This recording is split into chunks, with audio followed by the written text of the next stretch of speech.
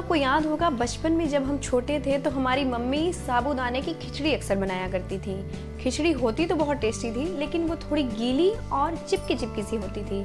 लेकिन आज मैं आपको एक ऐसी ट्रिक बताऊंगी जिससे आपकी साबूदाने की खिचड़ी खिली खिली तो बनेगी, बिल्कुल अलग और बिल्कुल इतनी टेस्टी बनेगी। मैं गारंटी के साथ कहती हूँ, अगर आपने मेरी बताई ट्रिक्स को यूज किया तो आप इसको व्रत में भी खाना चाहोगे और व्रत के बाद भी खाना चाहोगे।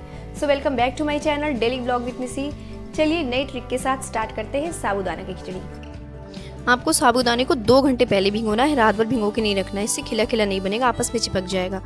उबले हुए कटे आलू लेंगे, हरा धनिया लेंगे कटा, हरी मिर्च और लहसुन ले लेंगे, ठीक है, कच्ची मूंगफली ले लेंगे, अदरक ले लेंगे और शिमला मिर्च कटी ले लेंगे और कटे हुए बारीक टमाटर ले लेंगे। तो अब सबसे पहले हम क्या करेंगे कि यहाँ पे हम साबूदाने को स्टीम करेंगे। नीचे मैंने घी से ग्रीस कर लिया है। ध्यान रखिए, इसमें आपको 3 से 4 मिनट से ज़्यादा आपको नहीं पकाना है, यानी कि 3-4 मिनट आपको पकाना है, यानी कि स्टीम करना है। तो अब आप इसको ढक के रख देंगे 3-4 मिनट के लिए, आप ढक के रखेंगे ये स्टीम होने तक। उसके बाद आप चेक करेंगे कि आपका साबूदाना स्टीम हुआ है कि नहीं। आप 1 मिनट और रख सकते हैं। तो इधर सबसे पहले कढ़ाई में हम 2 से 3 चम्मच घी डालेंगे। घी डालने के बाद सबसे पहले हमें क्या करना है कि जो हमने कच्ची मूंगफली ली थी उसको अच्छी तरह से हमें रोस्ट करना है। रोस्ट करने का मतलब है कि जब तक ये कुरकुरी नहीं हो जाती, यानी कि इसमें से चटकने की आवाज़ नहीं आ जाती, यही इसकी पहचान है कि ये चटक चुकी है, कुरकुरी हो चुकी है, अच्छे से रोस्ट हो गई है। तो ये हम निकालेंगे। इधर हम चेक करेंगे हमारा साबूदाना भी स्टीम हुआ है कि नहीं। तो ये साबूदाना हमारा स्टीम हो चुका है। तो इसमें हम 2 से 3 चम्मच घी डालेंगे। इससे आपको क्या फ़ायदा होगा कि साबूदाना आपस में बिल्कुल भी चिपकेगा नहीं, ठीक है। इस तरह से आपका साबूदाना बहुत ही खिला खिला बनेगा। तो ये ट्रिक है इसकी, इसको ध्यान रखिएगा। अब इधर जो घी बचा था उसमें हम सबसे पहले क्या डालेंगे, जीरा डालेंगे। जीरे को अच्छी तरह से चटकने देंगे।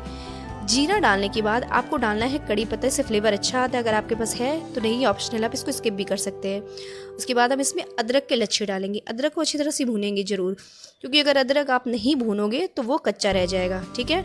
अब आपको इसमें डालना है हरी मिर्च और लहसुन। तो हरी मिर्च और लहसुन जब आप डालेंगे तो उसको आपको बहुत ज़्यादा रोस्ट नहीं करना है, क्योंकि वो बहुत ज़्यादा लाल होगा तो वो कड़वेपन में आ जाएगा।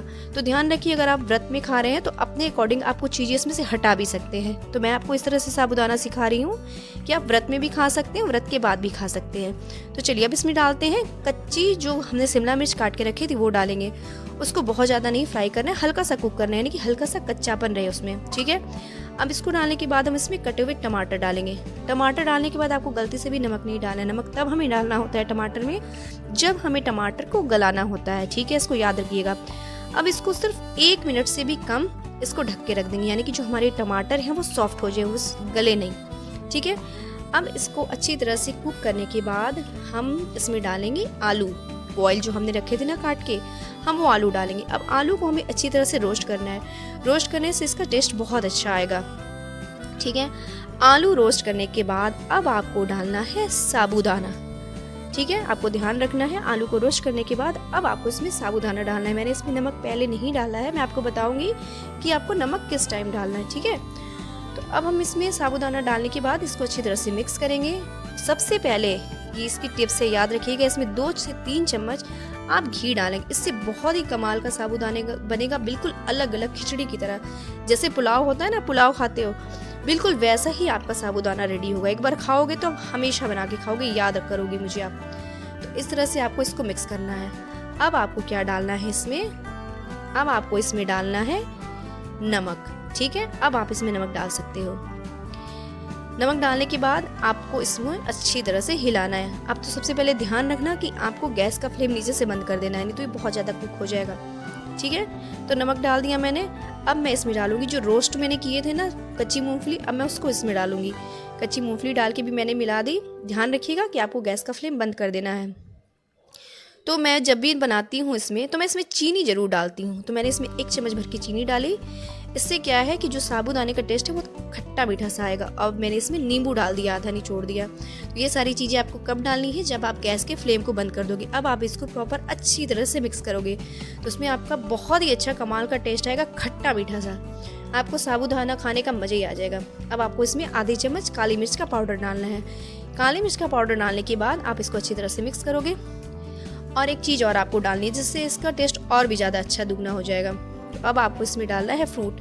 आप कोई भी फ्रूट डाल सकते हो, जैसे कि मैं डालती हूँ अंगूर हो तो अंगूर डाल सकते हो, सेव डाल सकते हो, लेकिन अनार से ना एक अच्छा ही फ्लेवर आता है अलग ही। तो मैं 1 कटोरी भर के इसमें अनार डाल दूंगी और गार्निश के लिए हरा धनिया डालूंगी। ये सारी चीज़ें आपको कब डालनी मैं आपको फिर से बता रही हूँ, गैस का फ्लेम बंद करने के बाद। तो ये देखिए कितनी खूबसूरती आ गई है, इसका स्वाद और इसकी खूबसूरती दोनों ही बढ़ गए हैं। तो ये आपकी साबूदाने की खिचड़ी कमाल की बनके रेडी हो चुकी है। तो ये साबूदाने की खिचड़ी आप व्रत में भी खा सकते हो, अपने अकॉर्डिंग इसमें से कुछ चीज़ें स्किप भी कर सकते हो, व्रत के बाद भी खा सकते हो। ठीक है।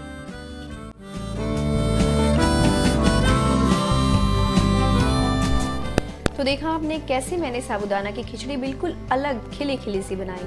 तो अगर आप भी इस तरीके से बनाते हैं तो आपकी खिचड़ी भी साबूदाने की इसी तरह से बिल्कुल खिली खिली और बिल्कुल अलग ही टेस्ट के साथ बनेगी। तो मेरे इस वीडियो को देखिए और इसी ट्रिक्स के साथ आप भी साबूदाने की खिचड़ी बनाइए। मेरे घर वालों को सबको तो बहुत पसंद आई। तो अगर आपको मेरी ये वीडियो अच्छी लगी, अगर आपको मेरी वीडियो से कुछ हेल्प मिली हो तो मेरे चैनल को लाइक और सब्सक्राइब जरूर कीजिए, जिससे मुझे मोटिवेशन मिलेगा और मैं आपके लिए नई नई ऐसे ही नई नई टिप्स के साथ नई नई रेसिपीज जरूर लेके आऊँगी। तो मिलते हैं नई टिप्स और नई रेसिपी के साथ, तब तक के लिए बाय बाय।